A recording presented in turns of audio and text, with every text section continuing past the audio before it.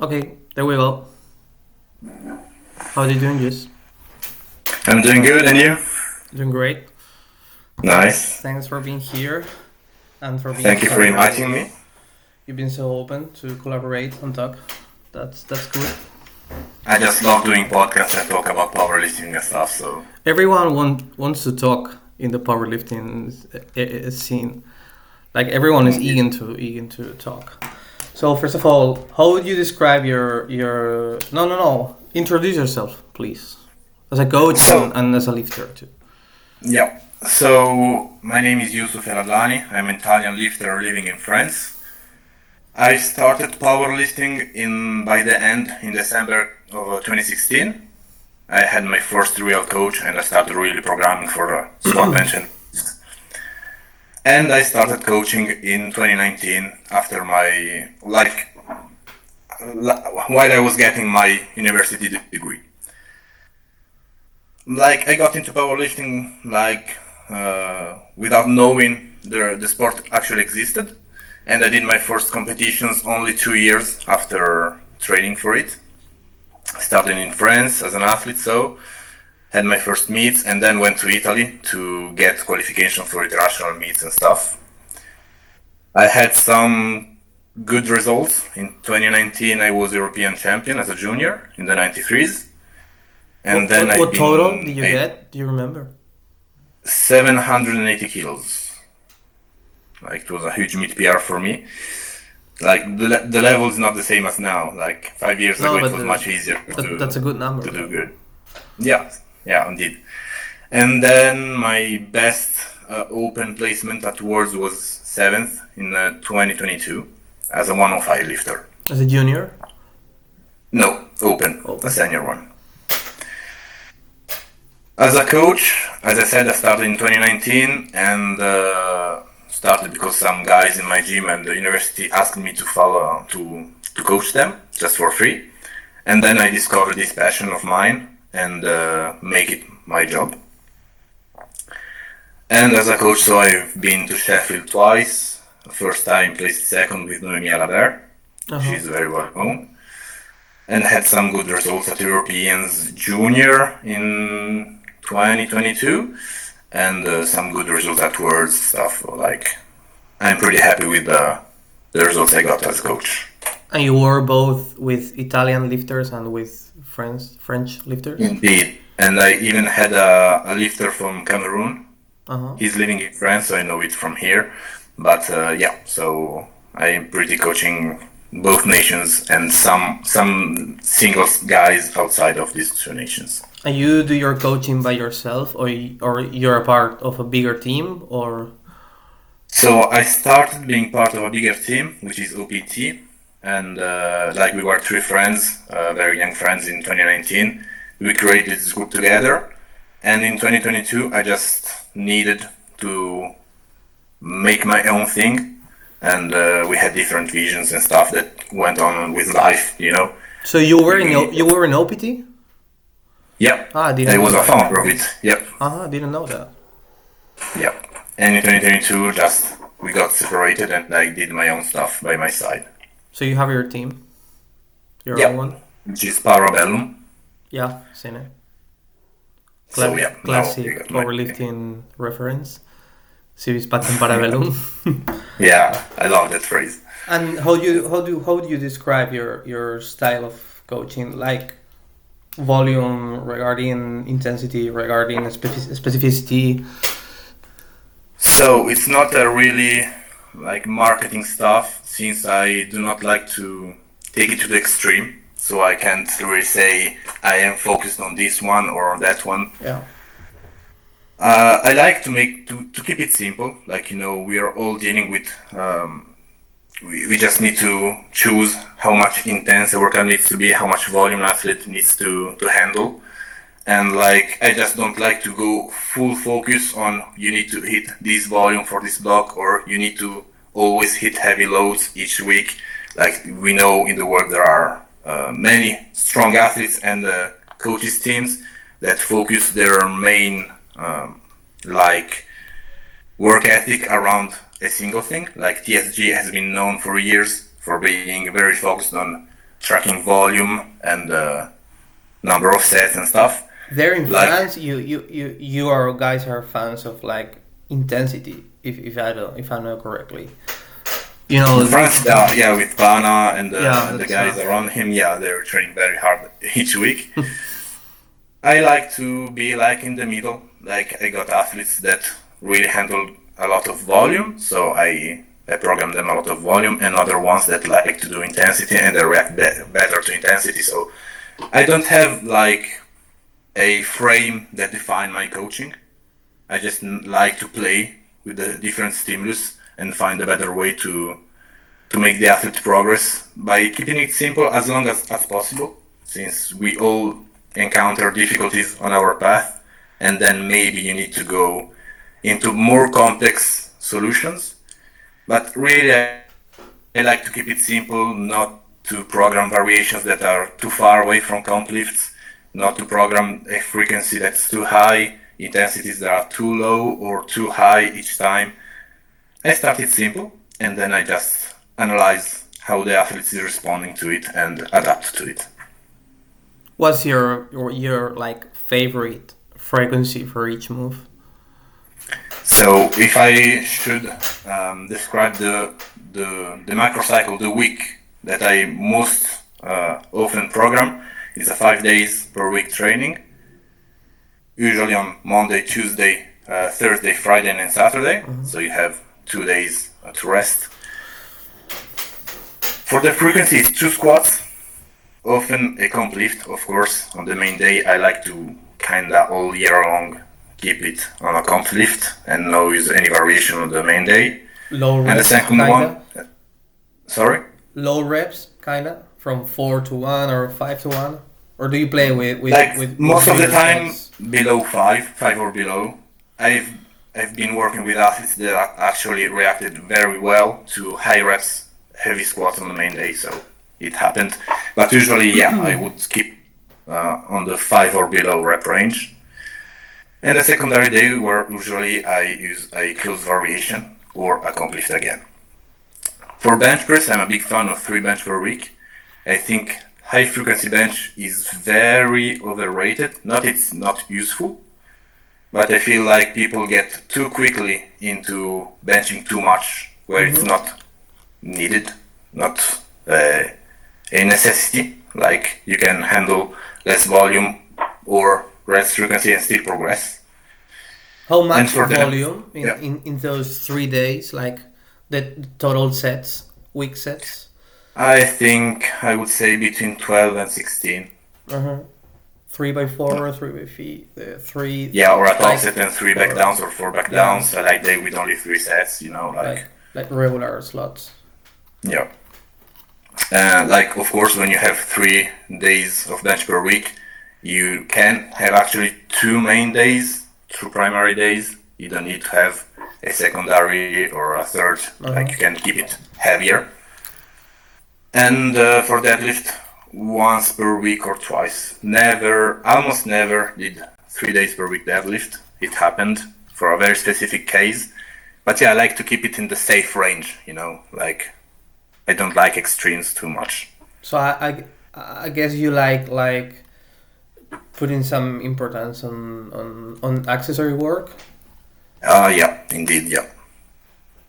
Yeah, for me So it's with almost 3 days bench, 2 days squat, you have a lot of space to put more work, more analytic work. indeed, indeed. I think like in the last years it kinda changed, but I feel like accessory are still not given the importance they can have in So a you think powerlifting accessories program. are kind of underrated, Yeah, indeed, and high frequency bench is kind of overrated? indeed, I do. We think the opposite.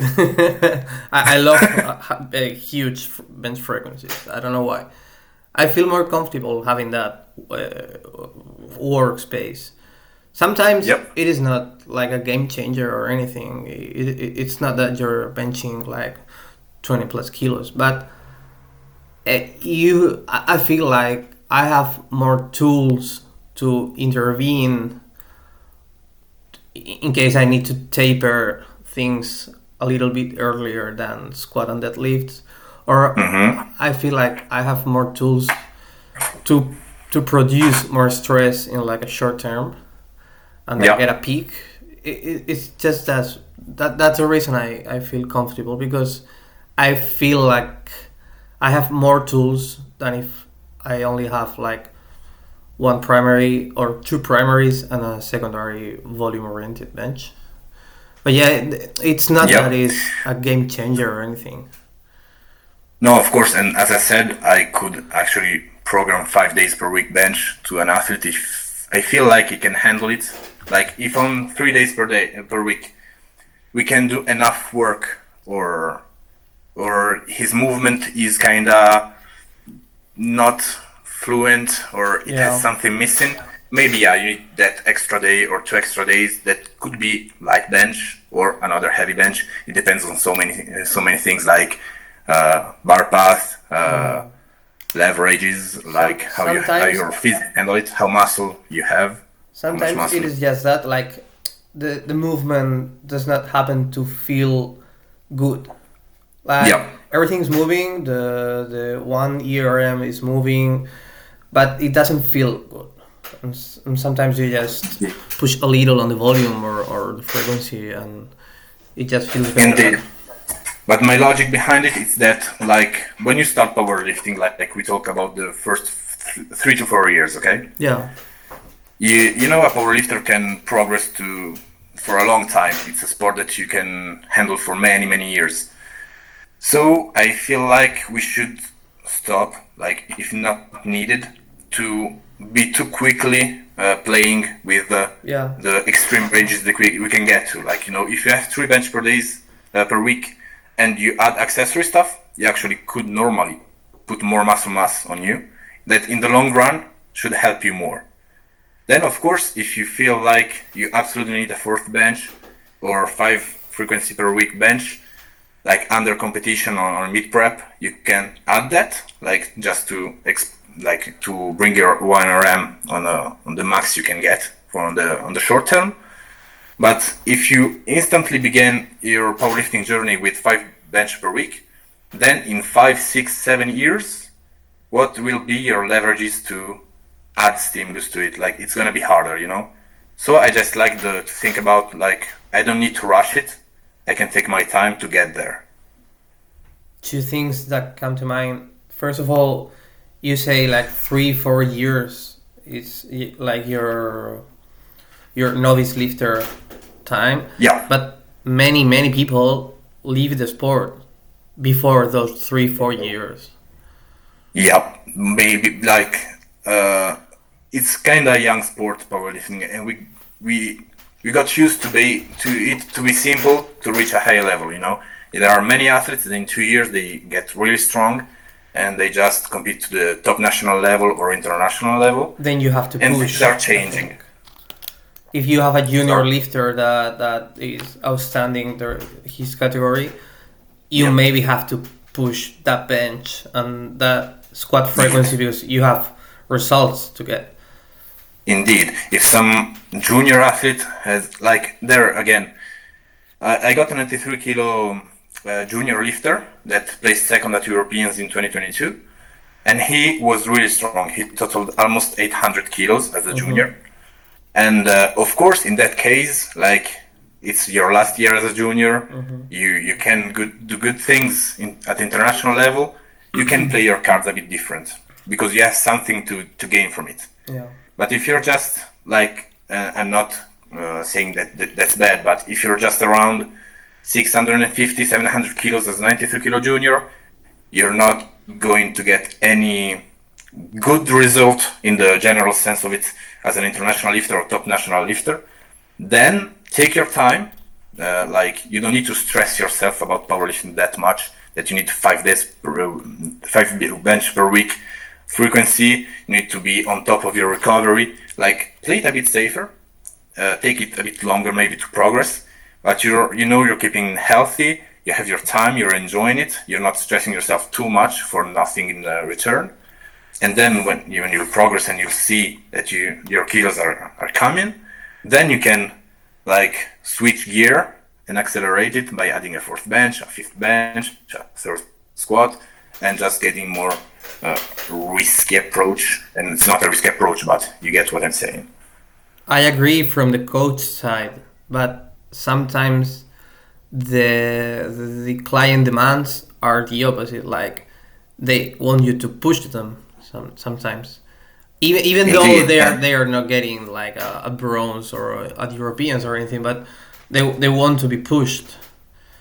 Yeah, but And you can really. I'm not sure. I have a debate. I think what we should do, because I know what's better in the long term, but maybe that person won't last that much. So I don't know if I, it would probably take too much time to explain that long term thing to Indeed. the athlete. Most of the times, as I simply press the red button and add frequency and volume and push it, just so they can learn from experience what it feels Yeah, to be pushed. indeed. You can do that, and you can kind of find a compromise between what the athlete asks for and what you think you can do for the better sake of them. Like if they want to push heavier intensity, you can add variations. So you limitate the absolute load on the Load. bar, Yeah. but they exert a higher RPE, so they get the fun of it. But yeah, we need to educate them as well, as much as possible. Like I know if you have an athlete, he's paying you for enjoying his stuff, so he's not enjoying it. Of course, you can say no, you're going at 3x10 because it's the best for you. No, it doesn't work like that. But you can find a compromise where you're kind of in the middle of it and still giving the athlete what he wants. But still, you need to educate him to not just want to rush it, because many athletes are actually leaving, I think, because they just get too hyped about powerlifting. The adrenaline spike gets so high so quickly, like they get 50 kilos before 3 months, and then they have 3 months where they don't getting any result, and they just get bored. Powerlifting is taking so much time, so much energy, so much Yeah. stuff. Like, take your time, enjoy lifting, don't enjoy just kilos, because like every strong athlete right now, Taylor Atwood, Yeah. Jurin Skengamu, Oliveira, they're not getting 10 kilos on their lift each year. Like Kengamu actually did, but Kengamu did. like you know what, he's been around quite a few years, Yeah. and he struggled a lot. If you don't enjoy lifting and you just get caught about the fact that you want to put kilos on the bar, you're gonna be very quickly upset about lifting. Like you're getting to the gym and you're not feeling good, and one bad session and second bad sessions, and it goes on like that. I went through it. It took me 3 years from 2021 to actually hit a squat PR in the gym. So What I was just it? What number? 350, 320, 25. Yeah, in the But gym. it is And a I it did is a good number 322. though. Indeed, It is but not it took that 3 years hard to add to two and a half be. kilos with being a weight class above, you know. Yeah. And as like I had many problems as well with the bench. It took me like I've trained 4 years and benched 165, which many athletes lighter than me or younger than me, the sport did much more. And it's okay. Like we don't need to hyper focus on the numbers all the time. And athletes need to learn that. Like like a football player doesn't only play soccer. He's not going only to shoot the ball. He's doing other stuff as well. If you want to be a good powerlifter, you can just push what you want to push. You have to do the work it's needed. The thing is, I totally agree with you from the coach side, but I don't find that I have many tools to operate or to educate in that direction, because I can play my cards and explain the thing once and again, but then social media and is working against that. So Indeed, yeah. I feel kind of weak in front of that hype wave that we are I all can understand. here. I'm not saying that it's easy, and I'm not saying that I can do as I want each time. Like and just say what a general rule should be.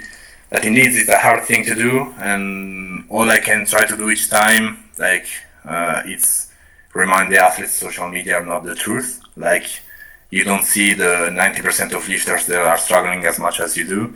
You don't see, like, and it's a thing that I really like about Taylor Atwood. He's Yeah. one of the only guys posting boring stuff, Yeah.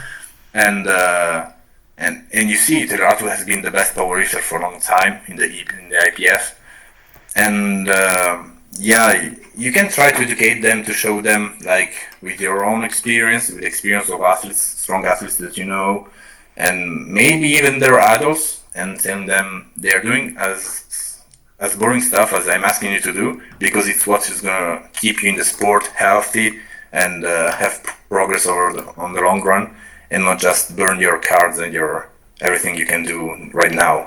Like, So it's not an easy thing, but I guess you've learned that in your own case with your own powerlifting career as an athlete. indeed, indeed. Like you went against the wall for like 2 3 years with the same numbers. Yep. Even before that, like, I had periods where, of course, I was getting a huge progress just from, like, in the first COVID, I was actually not doing anything on my days. I was not working that much. I was resting, eating a lot, and just training, and my numbers went crazy, and I felt good. And after that, and it was before the huge plateau I had. Okay, I just tried to replicate that when I got back to work and social life, and it didn't work. I got very frustrated, and I just kept trying to do the same thing again and again, and push and trying to push as hard as I did before, and it didn't work. How old were you? I was 24, 25, Kind of young. and I then started to work differently. Like, just got back to the gym and say, okay, if today I'm just doing 200 kilo squats, which is like 60-70% of my max at that time, it's okay. I just need to enjoy the movement, to feel good, and just to do what I need to do. And just got, like, I went up and downs with it through my career. Of course, when you get good numbers, you just get caught by it, and you just want that more and more. But I try to constantly remind myself that I need to enjoy the gym, enjoy training, and find other focus than just the kilos in itself. And I'm trying to tell that to the athletes as well. Again, it is easy to say, I agree, but I got demanded the opposite most of the time. Yeah. So I just give them what they ask. But Sometimes I just say, wait 3 months and you'll see I was right. maybe the fact that you are a strong lifter gives you like more value or give more value to your words. Not that it has to be like that, but people receive your words maybe from that elite athlete side. Maybe it helps. I never thought about it that much. Since, like, as you said, like, when I say to my athletes, I've been struggling as well. After my meet, I went into the gym and just did a single at 240 on deadlift, and I felt it heavy. And they say, yeah, but it's still 230. Yeah. And I try to explain that, yeah, but I worked 8 years to get there, and it's still 110 kilos below my max. So just I try to explain to the athlete as much as I can, taking my own experience and their own experience, because we as a humans, we often forget things from the past. I've got athletes that when they listen to me, they didn't overshoot and stuff, they had a huge progress, and then they get caught up about the social media hype and stuff to get back to overshooting, because they feel like, yeah, but 3 months ago I was lifting that and this, and I just want to go back to it, and I try to explain them, you don't need to right now. You don't need to just hit heavy kilos to enjoy the sport. It is something they struggle to understand, that it is not what they can put on the bar, but what they need, and sometimes they don't need that much to get things Indeed. moving. Like, I think we are not that much in the world like that can train like Pana does and hit almost his max each week. I know for a fact that if my athletes did that, maybe 95% of them would be injured or something else, or burnout. And yeah, so it's important to have a balance in life. Sport, especially powerlifting, we're not that much that make a life out of it, especially as an athlete. So just don't stress yourself that much about the kilos. I know everyone enjoys PRs and stuff, but we need to understand that in order to hit PRs, we need also the boring stuff, which is not boring when you learn to enjoy the Yeah, actual work. it never felt boring to me. That's why I struggle to understand why people don't just like to go to the gym and hit a 4x5 RPE 5. I mean, I, I really think it's just because of social pressure or stuff yeah, that each one, like, maybe when they're we got young. in the gym for the first time, I didn't even care about what exercise I was doing, like bench, Yeah, squat, leg extension. I don't care. I just want to go to failure or enjoy it, have a muscle pump. And yeah, we just need to go back to it because it's what bring us in the sport, and it's what is going to keep us in the sport. so you would say your learnings from your athlete side has affected the way you coach people and the way you understand the long term of the Indeed, powerlifting thing. indeed, because I made many mistakes in my life as an athlete. Like I had some kind of burnouts. I tried to change the sport, and after 3 4 months, got back to it because I missed it so much. And yeah, like I made the mistakes. I come from a generation that had some people on YouTube talking about programming and stuff, but it was here pretty soon in 2016. There was not so much information about it. We had to discover it by ourselves. It was only Candito back in that time. Candito, there was a little bit of Omar Rizov, which is Yeah, was more a fitness influencer, but still talking about things like this. Alan Thrall at the time. yeah, it was So good. there was kind of good people showing what strength sports should look like, but we had no big information on programming like DUPE, linear periodization and stuff like, we had only the old stuff. So yeah, because I discovered so many things on my skin and through the experience of all the people I met and I discussed with, I just feel like I can share that experience and hopefully the athlete will listen to me. They don't always do. Like I got athletes that do not listen to me. I tell them to not push that session, even if it's the last week of the block. They still do. It's okay. Like you enjoyed yourself. I don't think it was the right choice, but it's part of life. We all made mistakes. So. So you don't act like the bad cop in the equation. Like No, no, I'm I don't like that like too.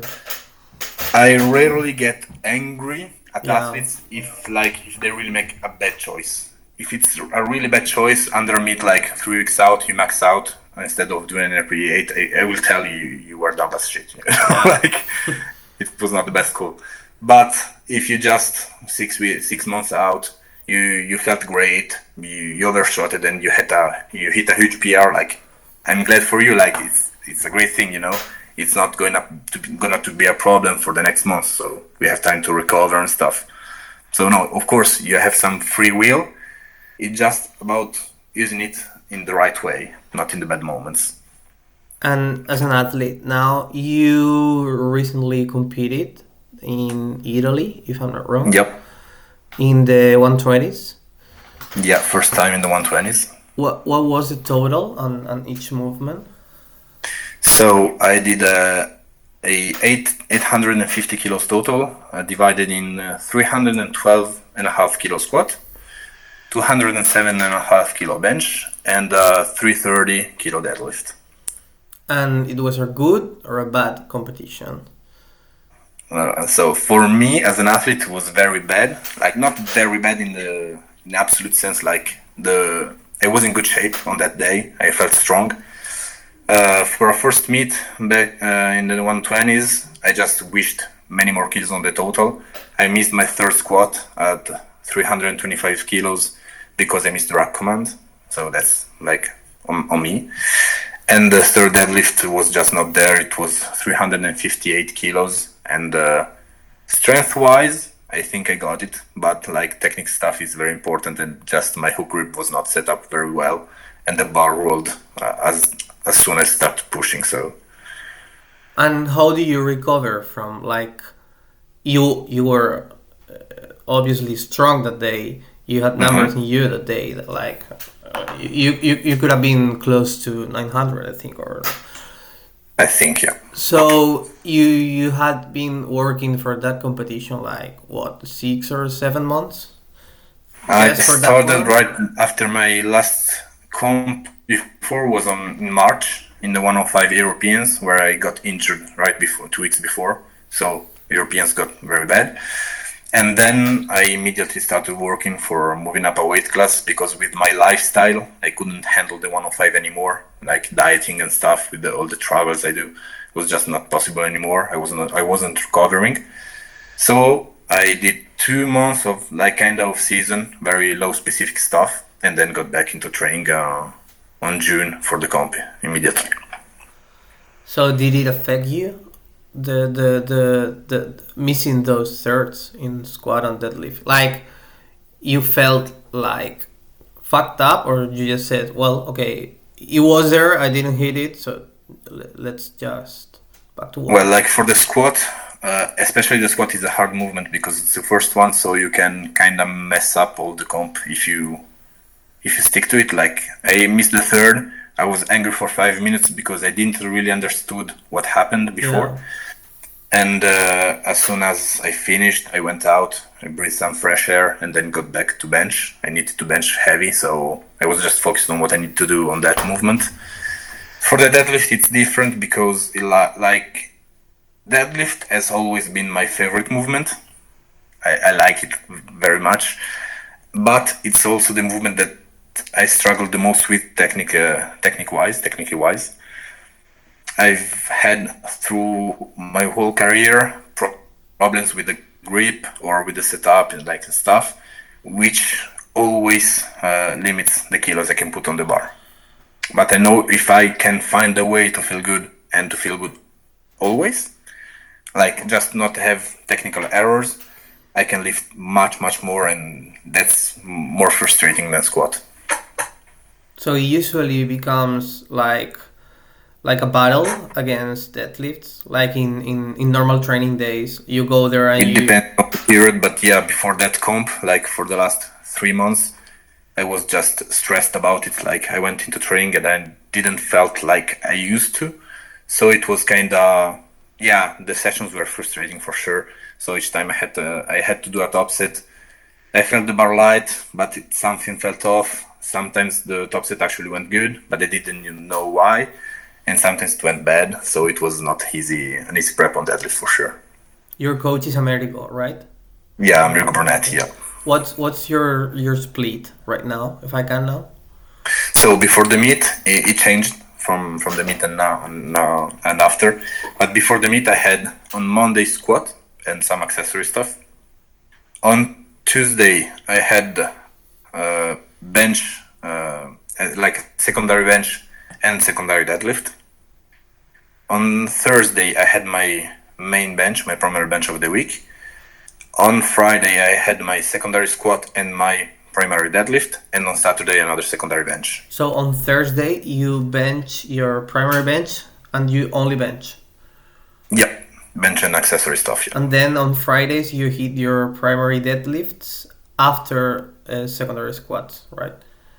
before the secondary squat actually. Before the squat, Yeah, you go deadlift first, and you've had problems with your grip like all your life. yeah. Through like it's been periods. Like I had periods where when you get to understand the movement, just like in a flow state, and you feel good and you know what you're doing, and you don't need to think about it, and it just goes and goes. Like last year, I had a wonderful prep for my Italian national prep, and deadlift flew all the time. Each time I had to push heavy weights, it felt great. And in the competition, I hit the 350 kilos, which was even easy. Like I had almost 10 kilos to spare at that time. And like after that, I had some blocks. Like we tried some things, and maybe something didn't work, and I just lost that feeling, that naturality to the movement, and I started to think too much about it when I set up and stuff. Many times I like set up first time, I felt like no, this is not good. So I went back up and set up a second time, which for a deadlift, for a heavy deadlift over 300 kilos is already a bad start, you know. So that's your. Here in Spain, we say talón de Aquiles. I don't know how you say that. In Italy we say the same. So, so that's yours.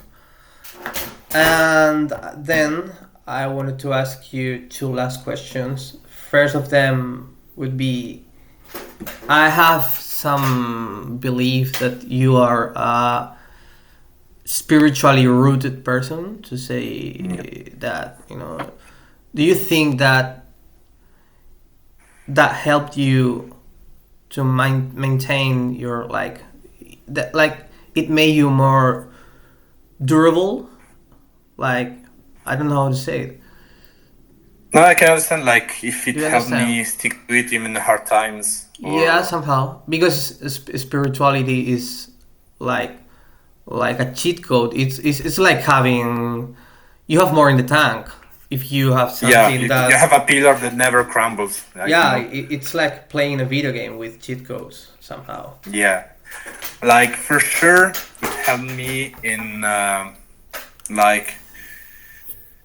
in powerlifting. A lot of athletes really get weakened by the stress they can feel under a meet or under a fail after a real bad meet and stuff. They can really kinda depressed, I failed in front of everyone. It's a very rude sport, the numbers don't lie. It's not like my opponent was lucky or stuff. You're stronger or you're not. You lift the bar or you do not. You just compete twice a year, so you only have 2 chances to prove yourself. Yeah, indeed, that's a true thing as well. So I think spirituality in my general life, but especially in powerlifting, helped me not relying too much on the sport. I'm not basing my person, who I am, my value on the kilos I lift. Of course, I get pissed off or angry when my training goes bad, my meet do not go well as well, and stuff. But it doesn't influence my vision of myself. I don't feel like I'm not enough, if I'm absolutely weak. I know there are more important things in life, that my person is much more than just who I am as an athlete. And that's the main thing, because I think as humans, we all need that kind of religion, which is not actually the religion in itself, but that kind of idea that's the pillar of our life, It can be a social value, being kind to others, or some egoistic things, I want to be the best because I believe in myself and stuff. It can be morals. It doesn't have to be religion. It can be morals. Yeah, indeed. So I think as humans we can't put that pillar of life in ourselves or in another human. We can trust often other humans or ourselves to do always the best choice. So by having this, for me, it's pure religion. Having this spirituality, this pillar that never crumbles, and I can hold onto it even when things goes bad by my side. I know I can handle my stuff, and that's something that's holding me as well. I'm not all alone in this journey. Sometimes people, when they just burn out, it is because that feeling of solitude, of I'm here all alone facing failure once and again and again. I think that be the reason they just leave. Yeah, they feel incapable of getting out of a bad situation, and they feel indeed alone and without the resources to do so. So yeah, humans, it's normal. We do not always have the resources to get out of a bad situation or period by ourselves. That's why being social is important, being surrounded by good people is important, and even more is having this core value that stick to you. And it actually can be, I know many people that are not religious that have their core value that are so strong that even in bad times they still are strong and have hope and stuff, But indeed, it's a very important thing, and the most important thing about powerlifting is not making your number one priority in life, because it's sport, I think everybody who's been there for like 4 years or more agrees on that you shouldn't get obsessed around it. You shouldn't Yeah, stop living your life or developing in other areas and just indeed. focusing on powerlifting. At least not all year round. Like, if you're under a comp and you're, I know, Jake Jacob or a super strong athlete, and you're preparing for Sheffield, Yeah, indeed, obviously. 2 3 months out, get obsessed with it. It's the only thing that matters. You can earn money, Yeah. earn fame. It's a big personal success. But if you're not at that level, and especially if you're not under a meet prep, just don't stress about it. Like, indeed. Okay. And for the last question, I wanted to know your opinion on the Great Britain selection getting Matt Gary as a head coach. Yep. Not so much because of the Matt Gary powerlifting America thing, because I don't have an idea, and I don't want to gossip around.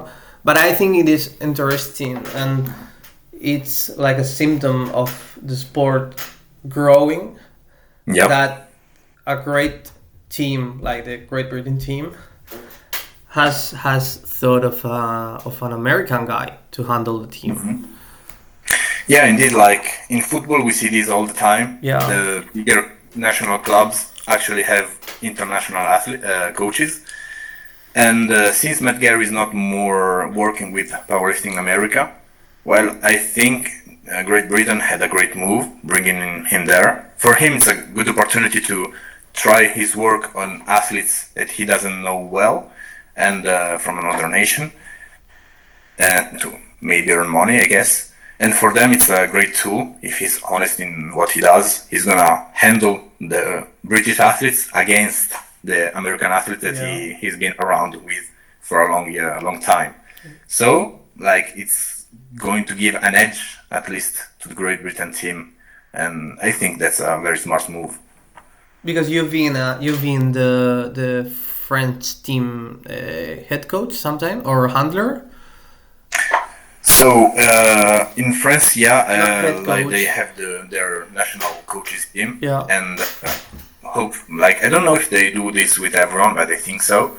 Cyril Vaillant always asks me about my athletes, how the prep went, how they're yeah, feeling, and what I'm thinking about the meet itself. I must say that I hate not being able to bring my athletes on the platform, especially like it happened many times with Noemi Alaber, since I still know them much better than an external one. so Okay, you coach Noemi Oliver. not anymore, but I You coached did. her for Okay. 4 years. Yeah, When she went to Sheffield. yeah, Okay. and as well as at Worlds 2021, 2022, Yeah, and yeah, yeah. 2023. But I've never been able to handle her at international meets besides Sheffield. Okay, Because of the French the national team team. thing. Yeah, Yeah. exactly.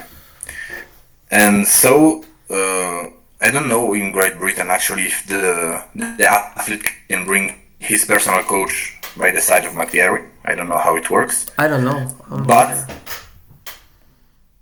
I feel like there's still an importance to really know the athletes, how they work, how they feel, how they handle competitions, and I feel like an external coach will never be able to do as good as the personal coach. Yeah.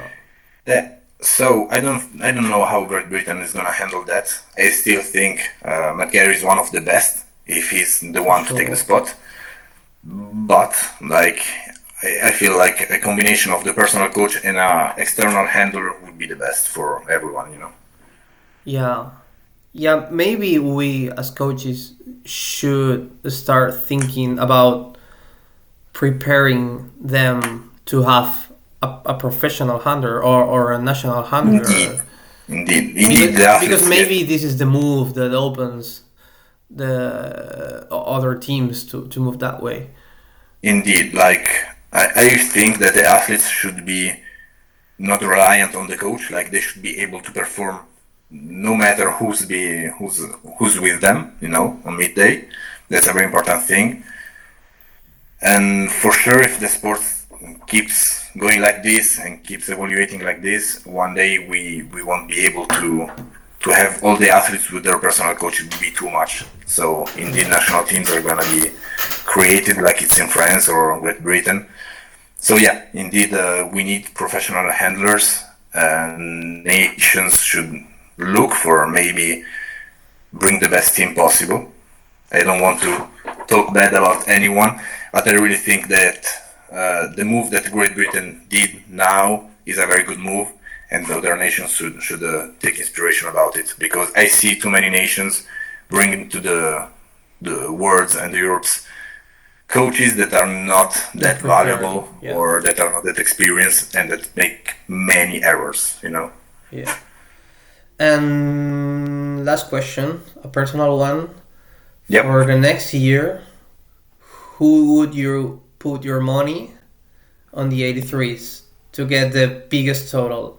Not competing against each other, because, Okay. for example, Bornstein couldn't compete, whatever. But who will put the biggest total? Like through the whole year, or Through the whole year. The whole year. So I don't know. So I'm gonna go by default. Like, it's not going to be Russell Jorge for me. No? No, I don't think so. He's super strong, but I feel like he has less margin of progress than others. I really like Ngamu. I really love him, but I feel like he's gonna fall a bit short because of the bench Yeah. compared to other athletes. Squat is going And great, though. squat is great. He did just 4 reps at 300. Yeah. It's huge. Like, that's crazy. And then there is Monigati. I don't know still what he can do by filling up the weight class. He's very strong as well, but once again, the bench is kind of holding him a little back. He needs 200. And yeah, and between Borstein and Omisakin, I think it's Omisakin, called. yeah. Like, I never saw a grind deadlift by Omisakin. I don't know what Yeah. his ceiling is on deadlift. So that's scary, or maybe it's not that much that he can handle. Like, he moved very fast the 363, but maybe 5 kilos more would have stick to the floor. So you think For it will now- be between them, between Bornstein and Omisakin? Yeah. For now, yeah, I would say so. I could be wrong. And Borstein just looks so strong, man. Like, he's keeping up good numbers in training. He's hitting PRs It's every really 4 to good. 6 weeks. I think I've never seen that before. Like, It's crazy. that It's deadlift, that bench, everything is ridiculous. Really. Yeah. And he's very young. Yeah. He needs to gain some kilos yet. Like, he's 82 or 83, I think. So he can gain 3 kilos more. He's looking crazy strong, man. So I think it will be Borstein. It's kind of an obvious answer, but from what we've Not that seen, obvious.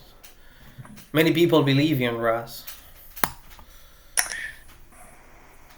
he's strong, man. But I don't feel like he. Yeah, I don't have the Russ should feeling. move up a weight class, So You think he should? yeah. Maybe because the 93s are kind of stuck there in the 900. Yeah. They're maybe Gustav is hitting quite bigger this year. So that would be all.